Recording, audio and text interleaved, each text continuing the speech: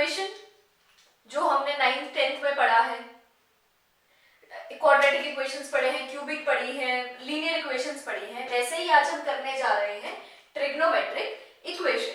Trigonometric equation it's basically an equation जिसमें आपके trigonometry के फंक्शंस यूज हो रहे हैं, वो इक्वेशन जिसमें आप ट्रिग्नोमेट्रिक फंक्शंस यूज कर रहे हैं। For example cos x is equals to 1/2, ये क्या है? ट्रिग्नोमेट्रिक इक्वेशन है।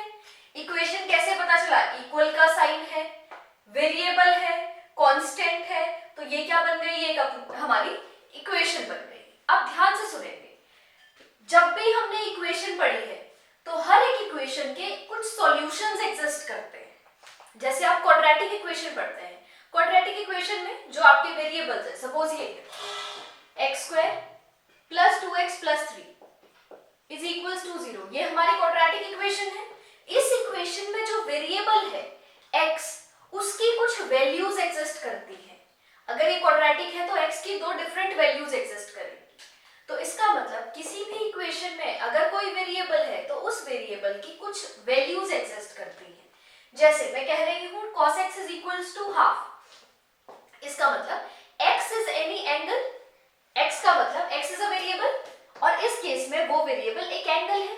x कोई एंगल है तो cos कितना एंगल होगा कि उसकी वैल्यू ½ आ जाए, यही तो हम पूछ रहे हैं। cos का कौन सा एंगल है, थीटा की क्या वैल्यू रहेगी कि आपकी cos थीटा की जो वैल्यू बने वो ½ बन जाए। अब ध्यान से सुनेंगे, अगर मैं इसको सॉल्व करना चाहूं cos x is equals to ½ को, ये सबको सॉल्व करना आता है। cos x is equals to cos कितना ½ होता है? cos की वैल्यू π/3 होती है, cos 60 is ½ तो cos π/3 is ½ यही हम कर रहे हैं। cos कितना ½ होता है? cos 60 की वैल्यू ½ होती है। इसका मतलब जो x है वेरिएबल, उसकी वैल्यू आ गई π/3 और 60 डिग्री। अगर हम इक्वेशन की बात कर रहे हैं, ये आ गई हमारी एक ट्रिग्नोमेट्रिक इक्वेशन। अगर ये ट्रिग्नोमेट्रिक इक्वेशन है तो इस इक्वेशन में एक वेरिएबल है, वो क्या है? x है। अगर कोई वेरिएबल है किसी भी इक्वेशन में तो उस वेरिएबल की कोई ना कोई वैल्यू एग्जिस्ट करती होगी, तो हमने वो वैल्यू यहाँ पे निकाल ली। अब ध्यान से देखेंगे x is equals to π/3 और 60 डिग्री। पर एक चीज सुनेंगे, क्या सिर्फ एक ही एंगल ऐसा है जिसकी वैल्यू ½ है? क्या सिर्फ एक ही एंगल एग्जिस्ट कर रहा है जिसकी वैल्यू ½ है, या और भी एंगल्स है? अब हमने बोला cos 60 की वैल्यू ½ है, this is 60 degree, this is 60 और लेट्स से दिस इज π/3। अब ध्यान से सुनेंगे, ये आ गया, चलिए जी 60, यहाँ पे π/3 की वैल्यू है ½ आपको एंगल से मतलब नहीं है, आपको वैल्यू से मतलब है, ठीक है जी। पहला वो वैल्यू जिसमें cos की वैल्यू ½ है, दैट इज 60। अब सपोज करो आप ऐसे घूम के यहां तक पहुंचे, आपने पूरा घूम के आप यहां तक पहुंचे, इसकी भी तो वैल्यू ½ ही है। आपने पूरा सर्कल कंप्लीट किया, चाहे आप एक सर्कुलर पाथ में घूम रहे हो, suppose this is a circular path जिसमें आप ट्रेवल कर रहे हो, जिसमें आप चल रहे हो, ये सपोज यहाँ पे 4 बेंचेस लगे हुए हैं, आप यहां से चलना शुरू करते हो, आप यहां पे पहुंचते हो, आपका एक राउंड हुआ, क्या वो बेंच बदल गया या जो था वो वही रहा? जो था वो वही रहा। सपोज अब दूसरा राउंड घूमते हैं, आप वापस आए, ये बेंच बिल्कुल सेम यही है, बिल्कुल यही चीज यहाँ पे अप्लाई हो रही है। 1/2 कहीं नहीं गया, 1/2 तो यहीं पे था, बस कौन बार बार चेंज होके आ रहा है? एंगल। पहली बार एंगल घूम के, पहली बार ये यहां से चला यहां तक पहुंचा, इसको ½ मिल गया, चलिए ये रुक गया। अब सपोज अगर ये वापस घूमे और पहली बार में ना रुके और ये दूसरी बार में रुक जाए, फिर भी तो ½ ही रहा, फिर भी तो cos की वैल्यू ½ ही आई। चलिए जी फिर चलते हैं, फिर मैंने यहां से चलना शुरू किया और अभी हम दूसरे राउंड के बजाय तीसरे राउंड में यहां पहुंचे। तो पहला ये था, दूसरी वैल्यू ये आई और तीसरी वैल्यू ये आई। तो अब ध्यान से देखेंगे, अब जो मेरा फर्स्ट केस था, फर्स्ट केस में जो थीटा की वैल्यू थी वो थी 60 डिग्री और π/3, यही हमने किया। अब जब आप दूसरी राउंड में घूम के आए, दूसरा राउंड आपने ये चला, एक सर्कल पूरा किया एंड एक सर्कल इज ऑफ 360 डिग्री, फिर आप और कितना चले, 60 और चले, 360 प्लस 60। सेकेंड केस में 360 और 60 is theta is equals to 420 degree, आ गया 420 थीटा। अब आप तीसरे में चलोगे, आप एक राउंड 360, दो राउंड 720, अब आपने दो राउंड पूरे कर लिए और फिर आप और 60 चले, तो 720 प्लस 60 780। थर्ड केस में आप कितना एंगल चलोगे, 780 डिग्री। क्या ये यहीं तक रुक जाएगा या आप 4 राउंड कंप्लीट करके आओ फिर भी तो आप उसी जगह पहुंचेंगे, आप 5 राउंड कंप्लीट करके आएंगे फिर भी आप उसी जगह पहुंचेंगे। इसका मतलब for a single value, for this single value, for value half, there exist infinite values of theta, theta की या जो एंगल की इनफाइनाइट वैल्यूज एग्जिस्ट करती है फॉर अ सिंगल वैल्यू। एक सिंगल इस वैल्यू के लिए जो आपके एंगल्स हैं, जो x है, for this value there exist infinite number of angles. Infinite number exist कर सकते हैं, हमने देख भी लिया कैसे करते हैं। हमने पढ़ा है साइन थीटा कितने के बाद रिपीट करता है, 2π के बाद, मतलब 2π के बाद वो वापस वहीं पहुंच जाएगा जहां पे वो 0 से शुरू हुआ था। cos also repeat itself after 2π interval, तो cos भी 2π कंप्लीट करने के बाद वापस वहीं पे पहुंच जाएगा जहां से शुरू हुआ है, मतलब 2π is equivalent to 0, 4π equivalent to 0, 6π equivalent to 0। हम लास्ट वीडियो में बहुत बार ये चीज कर चुके हैं।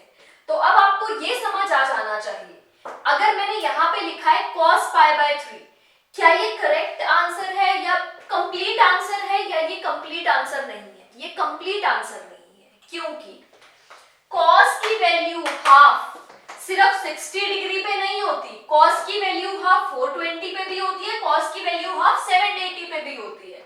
तो क्या आप इन सॉल्यूशंस को कभी भी काउंट कर पाएंगे कितने हैं?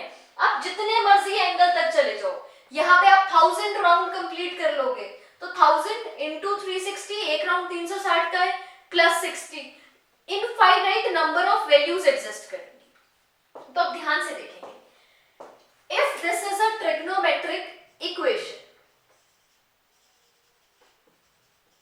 This is a trigonometric equation, अगर इक्वेशन है तो इसके सॉल्यूशन एग्जिस्ट करते होंगे, हमने अभी तक यही तो पढ़ा है। जब भी कोई इक्वेशन है, चाहे क्वाड्रेटिक है, बाय क्वाड्रेटिक इक्वेशन है, क्यूबिक है और लीनियर इक्वेशन है, हर एक इक्वेशन के कुछ सॉल्यूशन एग्जिस्ट करते हैं। वैसे ही ट्रिग्नोमेट्रिक इक्वेशन के भी सॉल्यूशन एग्जिस्ट करते हैं, पर इसके दो टाइप के सॉल्यूशन एग्जिस्ट करते हैं। एक को कहते हैं प्रिंसिपल सॉल्यूशन और दूसरे को कहते हैं जनरल सॉल्यूशन। अब ध्यान रखेंगे प्रिंसिपल सॉल्यूशन और जनरल सॉल्यूशन में डिफरेंस क्या है। Principal solution is that value of x, for example मैं इस x की बात कर रही हूं, x की वो वैल्यू जो 0 से बड़ी है बट इज लेस देन 2π। 0 और 2π के बीच x की जितनी भी वैल्यू आ रही है वो वैल्यू को हम उन वैल्यू को कहते हैं principal solution.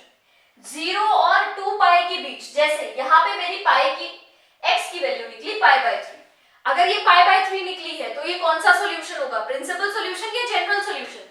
This is principal solution. Principal solution is that value of x, principal solution of that is that value of x जो 0 और 2π के बीच लाई कर रही है। 0 और 2π के बीच यहाँ पे आप इक्वल भी होगा, greater than equal to 0 and less than equal to 2π। 0 और 2π भी प्रिंसिपल सॉल्यूशन में ही आएंगे। 0 और 2π भी किसका पार्ट है, प्रिंसिपल सॉल्यूशन का। चलिए जी, यहाँ पे मैं ब्रैकेट ये हम ये लगा देते हैं ताकि आपको समझ आ जाए 0 is also included and 2π is also included. तो 0 से 2π के बीच जितनी भी वैल्यूज हैं x की, उन वैल्यूज को हम कह देंगे प्रिंसिपल सॉल्यूशन। अब जनरल सॉल्यूशन क्या होता है? अभी आपने देखा फर्स्ट केस में हमारा थीटा आया π/3, जब आप दूसरी बार घूम के गए तो वापस ये 2 पाई के बाद आएगा। तो जो जनरल सॉल्यूशन होता है greater than 2 pi, values of x which are greater than 2 pi, वो वैल्यू जो 2 पाई से बड़ी है। अब फिर दिक्कत क्या आएगी, 2 पाई से बड़ी वैल्यूज, क्या एक वैल्यू 2 पाई से बड़ी एग्जिस्ट करती होगी, या अभी आपने देखा first case, second case, third case, क्या मैं यहाँ पे फोर्थ केस नहीं ले सकती?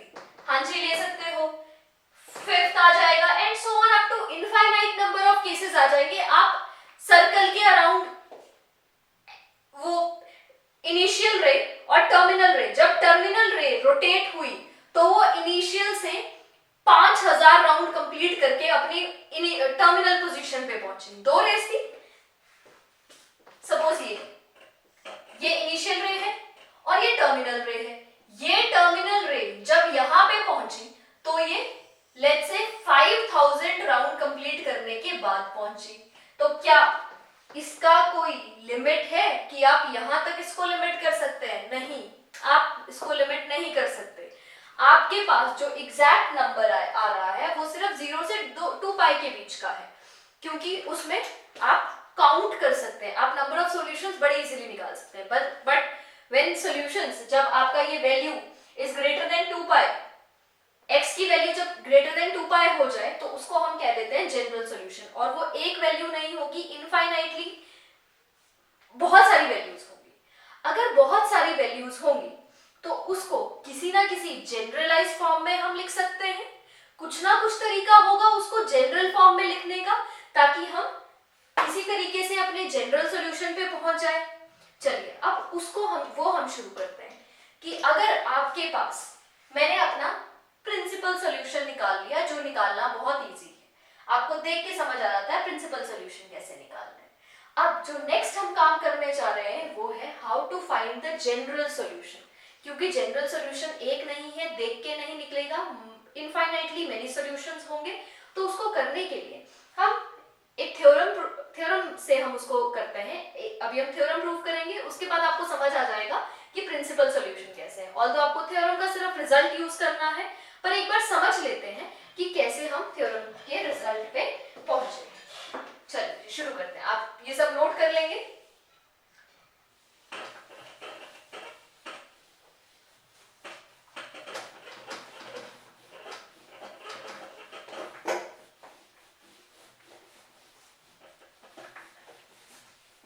चलिए हम शुरू करते हैं। सपोज ये लिखा हुआ है cos theta is equals to cos pi by 3।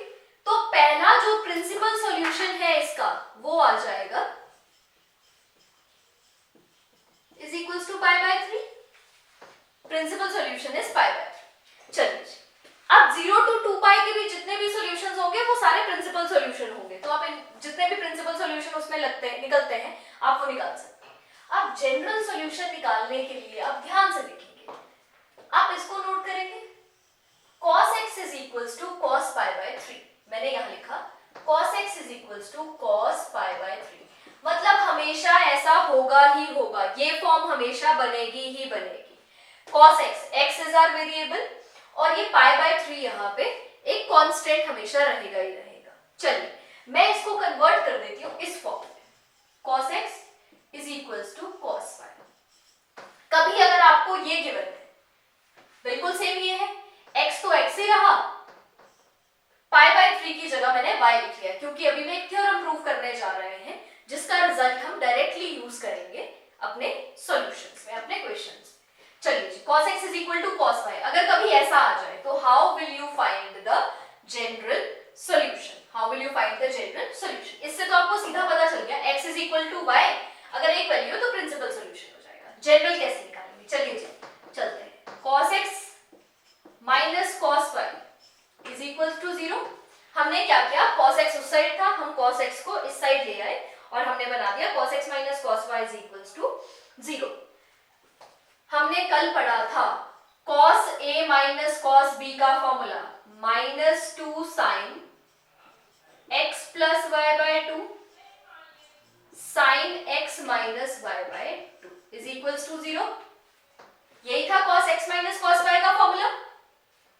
Minus 2 sin x plus y by 2 sin x minus y by 2 is equals to 0। अब ध्यान से देखिए, ये हमारा बन गया सम टू प्रोडक्ट का फॉर्मूला। पहले सम में गिवन था, अब हमने यहाँ पे प्रोडक्ट कर दिया। अब आपने एक चीज पढ़ी होगी, मैं आपको कह रही हूँ x into y is equals to 0। ये कब पॉसिबल है? आप इसमें x और y की वैल्यू निकाल सकते हैं। हाँ जी, आप एग्जैक्ट नहीं बता सकते कौन सा 0 होगा। ध्यान से सुनेंगे, दो या दो से ज्यादा चीजें जब भी आपस में मल्टीप्लाई होके 0 बनाए, इसका मतलब दोनों में से मैंने ये लिख लिया। क्या कभी 2 0 हो सकता है? नहीं हो सकता। क्या x 0 हो सकता है? हाँ जी हो सकता है। अगर x 0 हुआ तो भी ये पूरा पूरा 0 बन जाएगा, अगर y 0 हुआ तो भी ये पूरा 0 बन जाएगा। हम यही पढ़ते हैं, अगर आपकी दो या दो से ज्यादा चीजें आपस में मल्टीप्लाई हो रही हैं और वो आंसर 0 दे रही हैं, इसका मतलब उनमें से कोई ना कोई चीज 0 होगी। अब यहाँ पे आते हैं, क्या -2 कभी 0 हो सकता है? नहीं हो सकता। अब अलग नहीं करना है, sin x plus y by 2 एक चीज है, ये sin थीटा है। sin थीटा को आप अलग नहीं कर सकते कि sin को अलग कर दे और थीटा को अलग कर दे। अब ध्यान से देखेंगे, हमारे पास 3 टोटल चीजें थी, पहली ये, दूसरा ये और तीसरा ये। या तो ये 0 होगा, पर -2 तो कभी 0 नहीं हो सकता, दोनों कांस्टेंट है।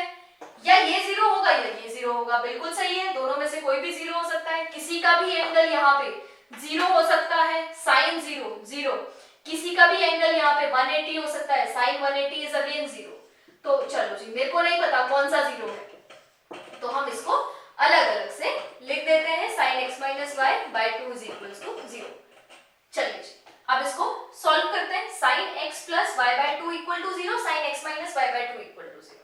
या तो मैं ये लिख देती हूँ, अब sin x plus y by 2 या तो 0 होगा या sin x minus y by 2 equal to 0 होगा।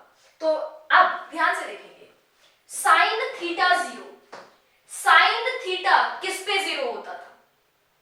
sin थीटा 0 किस पे था? या तो ये 0 बन जाए, या ये 180 बन जाए, या 360 बन जाए, या 360 प्लस इसको हम जनरल फॉर्म में लिख देते हैं 3 पाई बन जाए या 4 पाई बन जाए। तो हमने ये पढ़ा था sin थीटा 0 कब कब बनेगा? n पाई पे। आपको याद होगा sin theta is 0, sin theta equal to 0 at theta is equals to n pi. तो मैं इसको ये लिख लूं, sin x plus y by 2 is equals to sin n pi. sin theta को 0 बनाना है। sin कितना 0 होता है? sin n पाई 0 होता है। यहाँ पे बिल्कुल यही चीज हम यहाँ पे भी कर सकते हैं, sin x minus y by 2 is equals to sin n pi. sin से sin इक्वल हो जाएगा, इसका मतलब ये x plus y by 2 is equals to n pi के बराबर है। sin और sin आपस में इक्वेट हो गए। अगर sin theta equal to sin theta है तो ये भी sin है, ये भी sin है। इसका मतलब x प्लस y बाय 2 किसके इक्वल पक्का होगा? n पाई के इक्वल। और सेम यहाँ पे भी हो जाएगा, x minus y by 2 is equals to n pi. अब ध्यान से देखेंगे, आपको यहाँ पे निकालना क्या है? आपको x की वैल्यू निकालनी है इन टर्म्स ऑफ y। यहाँ पे आएंगे, x plus y is equals to 2n pi, और यहाँ पे x minus y is equals to 2n pi. कुछ नहीं किया, ये 2 डिनोमिनेटर में था, इधर जाके मल्टीप्लाई हो गया, डिनोमिनेटर में था, इधर जाके मल्टीप्लाई हो गया। अब x की वैल्यू क्या आ गई? 2n पाई माइनस y, और यहाँ पे x की वैल्यू आ गई 2n पाई प्लस y। अब मेरे पास इक्वेशन थी, इक्वेशन में x की दो अलग अलग वैल्यूज आई है, ठीक है जी। एक वैल्यू है 2n पाई माइनस y, दूसरी वैल्यू है 2n पाई प्लस y। मैं किसी को इग्नोर तो नहीं कर सकती, दोनों में से कोई भी वैल्यू हो सकती है। चलो जी, हमने इनको ना कंबाइन करके लिख दिया। कैसे?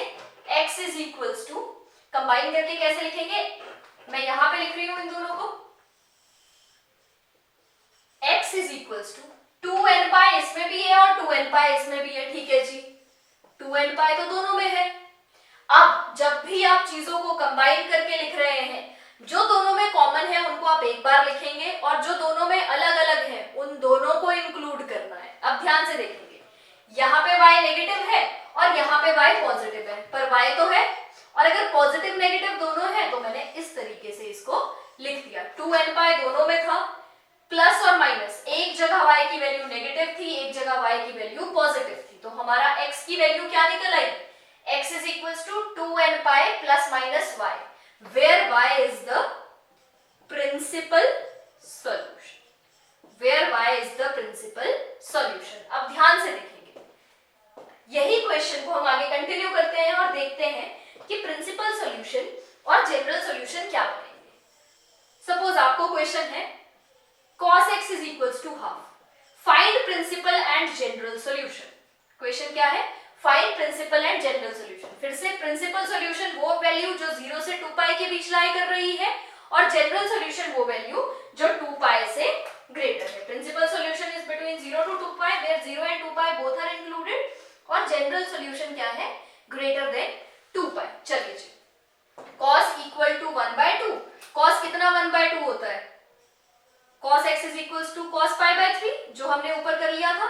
ये x है, ये y है, तो x की वैल्यू क्या आ गई, pi by 3 के इक्वल, तो ये हमारा निकल गया प्रिंसिपल सॉल्यूशन। अब ध्यान से देखेंगे, हमारा x तो ये है, y की वैल्यू है pi by 3, y की वैल्यू क्या आ गई हमारी, pi by 3। मैंने यहां पे भी बोला था this y is our principal solution.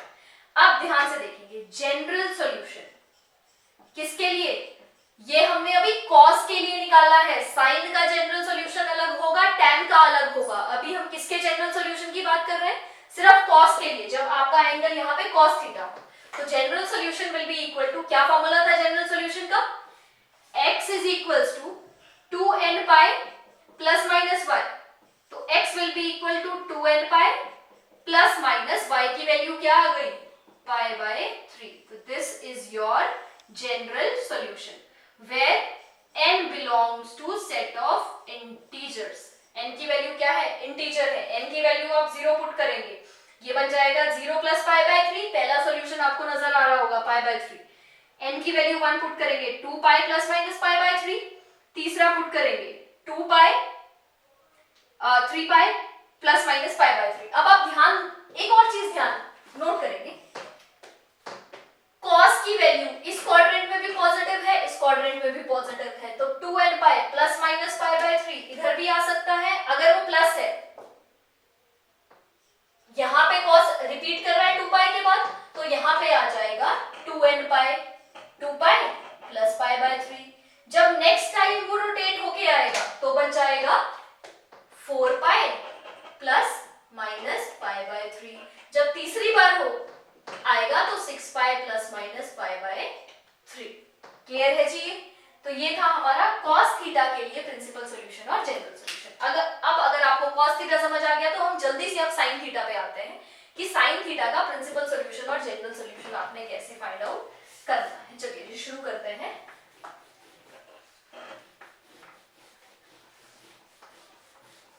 sin theta के लिए भी बिल्कुल यही है। चलिए हम कोई और एग्जांपल लेके sin थीटा का principal and general solution solve करते हैं।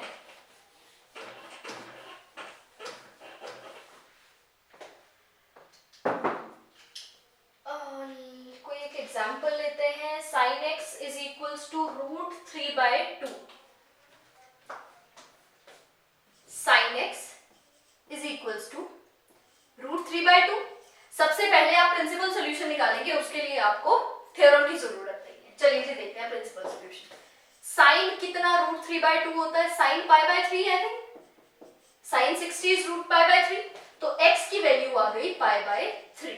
तो this is our principal solution.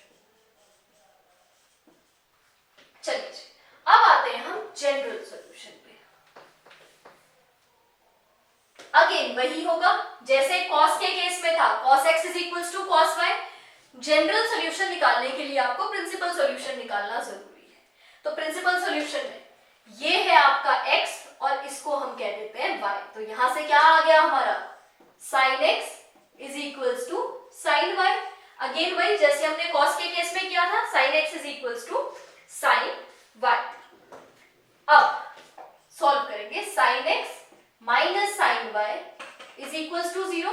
Sign A minus sine B का formula 2 cos a plus B by 2, 2 cos a plus B by 2 sine a minus B by 2 is equals to 0। यहां तक clear है? बिल्कुल वही same चीज है। इस step को लेके हम ये शुरू करते हैं। sin x is equals to sin pi by 3 where are pi by 3 is equals to y। Pi by 3 जो y है, y is our principal solution, y is our principal solution. sin y नहीं, y हमारा principal solution है। चलिए जी आगे शुरू करते हैं। 2 cos x plus y by 2 sin, again इसमें भी तीन चीजें हैं, पहला ये, दूसरा ये और तीसरा ये। अब ध्यान से देखिए, अगर तीन चीजें आपस में मल्टीप्लाई हो रही हैं तो इसका मतलब तीनों में से कोई ना कोई जीरो होगा। क्या 2 कभी जीरो हो सकता है? नहीं हो सकता। मतलब या तो ये जीरो होगा या ये जीरो होगा। चलिए जी इक्वेट करते हैं इसको जीरो से। या तो cos x plus y by 2 equal to 0 और sin x minus y by 2 equal to 0। दोनों में से कोई भी जीरो होगा। चलिए cos थीटा 0 किस पे होता है? cos theta is equals to 0। क्या जनरल फॉर्म पढ़ी थी हमने cos 0 के लिए? cos 0 था 2n प्लस 1 पाई बाय 2 पे। cos x plus y by 2 यही तो है। cos theta, this is our theta. cos theta is equals to 0 at theta is equals to cos 2n plus 1 into pi by 2।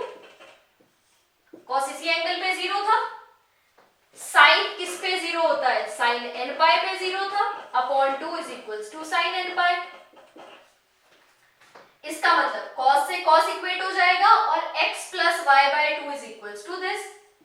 x plus y by 2 is equals to 2n plus 1 into pi by 2। बिल्कुल यही जो हम sign में करते आ रहे थे, यही हमने यहाँ किया है। अगेन यहाँ पे साइन से आप साइन को इक्वेट कर दोगे और x minus y by 2 will be equal to n pi. x minus y by 2 is equals to n pi. Clear है जी यहाँ तक? अब यहाँ से आगे चलते हैं। अगेन आपको निकालना क्या है? आपको x की वैल्यू निकालनी है इन टर्म्स ऑफ y, क्योंकि x इज योर वेरिएबल और y की वैल्यू कांस्टेंट है। क्यों कांस्टेंट है? क्योंकि हम y ऑलरेडी प्रिंसिपल सॉल्यूशन में निकाल चुके हैं। अब आप यहाँ पे ध्यान से x प्लस वाई बाय 2 और यहाँ पे भी ये ध्यान से देखेंगे पाई बाय 2। ये 2 जो है वो सबके साथ मल्टीप्लाई हो रहा है, तो मैं इस 2 और ये 2 को कैंसिल कर सकती हूँ। तो अब हमारे पास आ गया x plus y is equals to 2n plus 1 into pi. हमने क्या किया? ये 2 को इस 2 से कैंसिल कर दिया और आ गया 2n प्लस 1 इंटू पाई। अब x आ गया 2n plus 1 into pi minus y. अब यहां पे चलते हैं। ये स्टेप थोड़ा सा ध्यान से समझने वाली बात है, आप ये ध्यान से समझना। x minus y is equals to 2n pi. यहां पे आपका x आ गया 2n पाई प्लस वाई। चलिए जी ये तो बड़ा सिंपल दिख रहा है। अब आपको बुक में जो लिखा हुआ नजर आएगा वो कुछ और है। यहां तक तो हम लोगों को बड़े इजीली समझ आता है क्या चल रहा है। इसके बाद थोड़ी सी कंफ्यूजन होती है कि ये एकदम से क्या चेंज कर दिया। तो उसके लिए आप ध्यान से देखेंगे कि क्या चेंज किया है। पहली बात, ये y के साथ नेगेटिव है, तो अगर मैं इसको ये लिख लूं जो आपकी बुक में लिखा हुआ है 2n plus 1 into pi minus 1,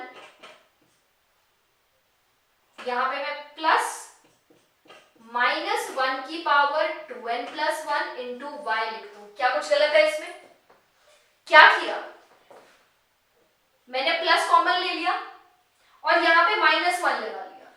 ये माइनस 1 की पावर मैंने ले ली 2n plus 1। 2n plus 1 power is odd, minus 1 की पावर ऑड, तो माइनस ही रहेगा। तो ये है कुछ नहीं, बिल्कुल यही चीज है। माइनस वाई को मैंने तोड़ के ये लिख दिया, माइनस वाई को मैंने ये लिख लिया, प्लस कॉमन ले लिया, माइनस 1 की power 2n plus 1 into y. कोई एग्जाम्पल ले लेते हैं। सपोज मेरे पास माइनस 1 तो माइनस 1 ही रहेगा, 2n प्लस 1 हमें, हाँ जी, minus Y plus is equals to plus minus 1 तो माइनस 1 ही रहेगा, 2n+1 हमारा ऑड नंबर है, कोई एक एग्जांपल ले लो ऑड नंबर का, let's say 3 minus y is equals to plus -1 की पावर 3, -1 ही होता है, 1 की पावर कुछ भी ले लो वो हमेशा 1 ही आंसर आता है, पर अगर -1 है तो -1 की अगर पावर इवन है तो आंसर प्लस आएगा, अगर -1 की पावर ऑड है तो आंसर माइनस आएगा। तो आ गया -y प्लस इंटू माइनस का साइन माइनस बन जाता है, तो ये बन जाएगा -y। अभी आपको समझ आएगा कि हमने ये सब किया क्यों। अभी के लिए आपने बस इसको थोड़ा सा अलग तरीके से लिख लिया, थोड़ी देर बाद आप समझ जाओगे कि हम लोगों को ये करने की जरूरत क्यों पड़ी है। चलिए यहां तक हम पहुंच चुके हैं, ये बिल्कुल यही है। इसको हम कैसे लिखेंगे, ध्यान से देखेंगे। x is equal to 2n pi, अगर मैं इसको लिख लूं प्लस -1 की पावर 2n इंटू y, क्या किया मैंने, प्लस y को लिखा प्लस इंटू -1 की पावर 2n इंटू y।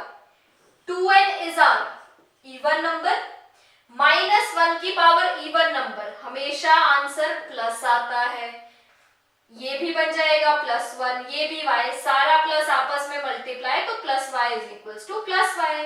तो हमने बस थोड़ा सा उसको वही चीज है, उसको लिखने का तरीका थोड़ा सा बदल दिया है। ये अभी थोड़ी देर में समझेंगे हमने इसको क्यों चेंज किया है। पहले आप ये अच्छी तरह से समझ लें कि हमने किया क्या। यहाँ पे अगेन एक बार देखेंगे, 2n+1 पाई माइनस y को हमने लिख लिया प्लस -1 की power 2n+1, 2n+1 is odd number, -1 की पावर ऑड, आंसर माइनस आएगा, तो plus into -1 into y, answer is again -y। Answer में कोई चेंज नहीं हुआ, बस लिखने का तरीका बदल दिया। Same goes for this. तो अब आप ये समझ लेंगे पहले यहां तक, अब आप इसको नोट करेंगे, फिर हम आगे चलते हैं। चलिए अब हमारा x की दो वैल्यूज निकल आई, एक वैल्यू निकल आई 2n+1 पाई प्लस -1 की पावर 2n+1, -1 की पावर 2n+1, और दूसरा निकल आया x is equals to 2n pi plus -1 की पावर 2n इंटू y। ये हमारी x की दो डिफरेंट वैल्यूज निकल आई। अब इन दोनों वैल्यूज को हमने ज्वाइन करना है, जैसे हमने पिछली दो वैल्यूज को कंबाइन करके लिखा था, अब इन दोनों को भी कंबाइन करना है। कंबाइन करने के लिए मैंने आपको बताया था जो कॉमन पार्ट है उसको आप बाहर निकाल लेंगे। अब आप यहाँ पे ध्यान से देखेंगे, क्या आपको कुछ भी कॉमन नजर आ रहा है? 2n+1 पाई, 2n पाई कुछ कॉमन नहीं है, प्लस प्लस -1 की पावर ऑड, -1 की पावर इवन, y कॉमन है दोनों में, पर एक जगह है -y, एक जगह है +y। आप कैसे कॉमन लिख लेंगे? चलिए जी शुरू करें। पहले हम इस पार्ट को उठाते हैं, 2n+1 पाई और 2n पाई को ध्यान से सुनेंगे। पहले मैं सॉल्व कर रही हूं 2n+1 पाई को। चलिए जी समझ लेना, n belong to set of integer number. n जो है वो इंटीजर नंबर को बिलोंग कर रहा है इस हर क्वेश्चन में जो भी हमने ये थ्योरम सॉल्व की है। At n is equals to 0, मैंने n की वैल्यू 0 पुट की, n 0, ये 0 बन गया, ये बन गया 1 पाई, पाई बन गया। फिर मैं लिख रही हूं at n is equals to 1, n की वैल्यू आपने 1 पुट की, ये बन गया 2 इंटू 1 2। अगर किसी को दिक्कत आ रही है आप यहाँ पे देख सकते हैं 2 इंटू 0 प्लस 1, 2 इंटू 0 0 बन गया, 0 प्लस 1 0, 1 रह गया, 1 इंटू पाई इज 1 पाई, 1 पाई बन गया, ये इज इक्वल्स टू 1 पाई या pi simple. At n is equals to 1, मैंने n की वैल्यू 1 पुट की, ये बन गया 2 इंटू 1 प्लस 1 पाई, ये पाई है, ये अगेन पाई है। चलिए ध्यान से देखेंगे, 2 इंटू 1 2, 2 प्लस 1 3, 3 पाई बन गया। चलिए जी आगे करते हैं। अब मैं n को पुट कर लेती हूं, at n is equals to 2, n को 2 पुट किया, ये बन गया 2 इंटू 2 प्लस 1 इंटू पाई, 2 इंटू 2 4 प्लस 1 5 पाई। जब आप इसमें n को 3 पुट करोगे ये बन जाएगा 2 इंटू 3 प्लस 1 इंटू पाई, 3 2 6 7 पाई। ये क्लियर है? 2n+1, 2n+1 is odd number, पहला ऑड आया 1 पाई, फिर आया 3 तो 2n plus 1 is nothing but 1 pi, 2 pi, sorry 3 pi, 5 pi, 7 pi, 9 pi and so on। बिल्कुल सही है यहाँ तक। अब आते हैं 2n pi पे। अभी तक मैंने सॉल्व किया था 2n plus 1 pi, अब आते हैं 2n pi पे। 2n pi के लिए at n is equals to 0, n को आप 0 पुट करो, ये पूरा 0 बन जाएगा, बेसिकली 0 पाई बन गया। आप n को पुट करो 1, ये बन गया 2 into 1 2, ये बन गया 2 पाई। at n is equals to 2, 2 into 2 4 pi. at n is equals to 3, ये बन गया 6 पाई। अब आप ध्यान से देखेंगे, यहाँ जो बन रहा है वो बन रहा है ऑड मल्टीपल ऑफ पाई, और यहाँ पे सारे बन रहे हैं even multiple of pi. 0 pi, 2 pi, 4 pi, 6 pi, 8 pi and so on.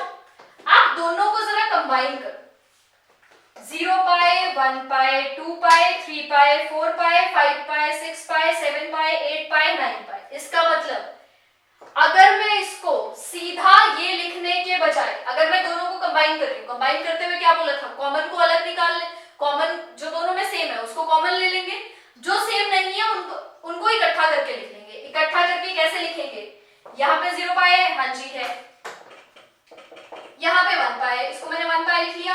फिर अगेन वहां से 2 पाई आया, यहाँ से 3 पाई आया, वहां से 4 पाई आया, यहाँ से 5 पाई आया, यहाँ से 6 पाई आया। क्या आपको ये समझ आ रहा है कि ये सारा क्या बन रहा है, multiples of pi, integral multiples of पाई।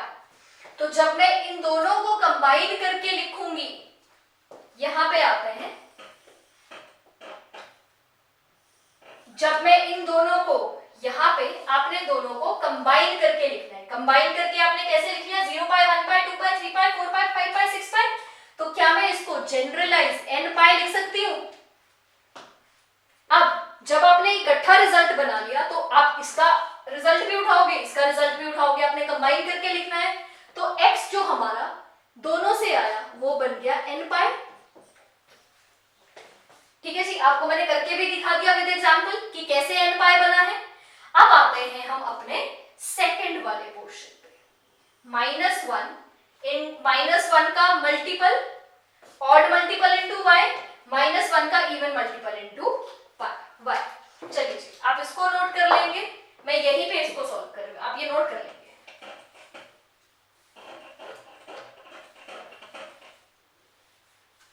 चलिए जी, अब आते हैं सेकंड पार्ट पे। सेकंड पार्ट कह रहा है -1 की पावर ऑड, सीधा मैं 2n plus 1 को ऑड लिख रही हूं, इनटू y, -1 की पावर ऑड, हमेशा आंसर -1 आएगा। -1 की पावर इवन इनटू y, हमेशा आंसर +y आएगा। तो क्या मैं इसको ये लिख सकती हूं? अब आप ये भी देख लें, सपोज मैं यहाँ पे एग्जाम्पल पुट करके देख लेते हैं। मैंने यहाँ पे n की जगह 1 पुट किया तो ये बन गया -1 -y। n की जगह ऑड पुट करना है, 3 पुट किया, अगेन -y। n की जगह 5 पुट किया, अगेन -y। जब मैं इवन की बात कर रही हूँ, -1 की पावर ऑड की जगह मैं लिख रही हूँ 2n plus 1। जब आप यहाँ पे 1 पुट करोगे ये बन जाएगा 2 plus 1 3, -1 की पावर 3 is always -1। जब आप n की जगह 3 पुट करोगे, 3 2 6 plus 1 7, -1 की पावर 7, अगेन -1 बनेगा। -1 की पावर 5 2 10 11, अगेन -1 बनेगा। अगर मैं कह रही हूं -1 की power even 2n into y, -y, इसके साथ y भी है। अगर मैं ये कह रही हूं, चलिए जी, मैं n को पुट कर लेती हूं, अगर ये इवन नंबर है मैं 2 पुट कर लूं n को, ये बन जाएगा 2 2 4, -1 की power 4 into y। Any number की power even is always equal to plus n की पावर 4 -1 की पावर, n को 4 पुट किया 8 बन गया, 8 इंटू n, सॉरी अगेन शुरू करते हैं। n को मैं 1 पुट कर रही हूं, n को 1 पुट करके ये 2 बन जाएगा। n को 2 पुट करूंगी तो ये बन जाएगा 2 2 4, अगेन y, n को 3 पुट करेंगे, अगेन ये बन जाएगा -1 की पावर 3 पुट किया 6y is equals to y। यहाँ पे भी आप मैंने ऑड नंबर पुट किए, आप इवन भी पुट कर सकते हैं। n को अगर आप 2 पुट कर देंगे यहाँ पे 2 2 जा 4, अगेन ये -1 की पावर तो 5 ही बनेगा ना। यहाँ पे n को पुट कर दें आप 4, अगेन 4 2 जा 8 प्लस 1 9, -1 की पावर 9। आंसर हर केस में आपका -y ही आएगा। तो अब आप ध्यान से देखिए, यहाँ पे इवन भी ऑड भी आ सकता है और यहाँ पे इवन भी आ सकता है। अगर मैं इसको जनरलाइज करके लिखना चाहूं, मैं इसको -1 की पावर n लिख दूं।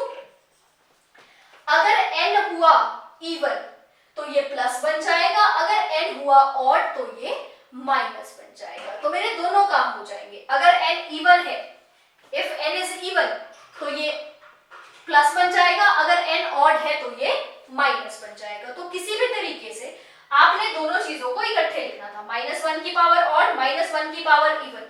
जनरलाइज करके आप इस तरीके से लिख लो, तो x will be equal to n pi plus -1 की पावर n इंटू y। किस केस में? when sin x is equals to sin y।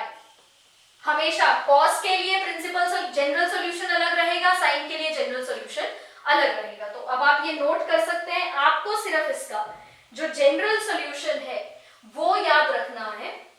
आप पूरी थ्योरम समझ ले अच्छी तरह से कि कैसे हमने सॉल्व किया हुआ है, पर बेसिकली आपको जनरल सॉल्यूशन इसका याद रखना है। तो हमारा cos का जनरल सॉल्यूशन भी हो चुका है और हमारा sin का जनरल सॉल्यूशन भी हो चुका है। अब लास्ट आते हैं, बिल्कुल सॉल्व कैसे करेंगे। पहले you will find y, what is y, principal solution. उसके बाद आप इस इक्वेशन में वैल्यू पुट कर देंगे तो आपका जनरल सॉल्यूशन आ जाएगा। चलिए जी, अब 10 के लिए करते हैं।